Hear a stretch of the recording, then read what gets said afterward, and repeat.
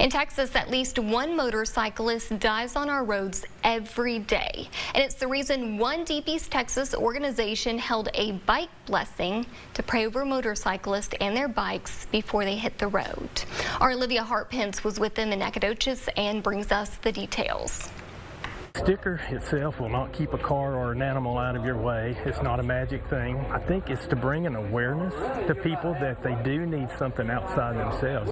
Every time a motorcyclist gets on the road, they take a risk. But for the Pineywood Peacemakers, a Christian motorcyclist organization, that risk is put at ease by their faith in God. To help share their mission, the Pineywood Peacemakers came out to Nacogdoches to pray over motorcyclists and their bikes. And Lynn Freedrick, the president of the Pineywood Peacemakers, says it's to help give them more peace of mind while they're on the road. We lift them up, lift their family up, lift the bike up for good mechanical running and safety on the highway, but it's a way for us to connect to that person singly.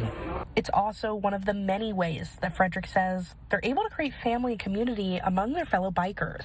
Jesse Sneed, a biker who got his bike blessed today, says that getting his bike blessed alongside others felt uniting, and it offers a sense of community. But these are my brothers, my brothers and sisters in Christ, and it's just like one big happy family. If we need anything, we're there for each other. And this isn't the last time an event like this will be held at the Nacogdoches Harley-Davidson.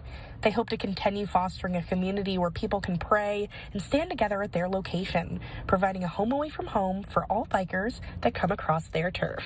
To cross anyone's mind who's been in a serious type of accident like that is family immediately.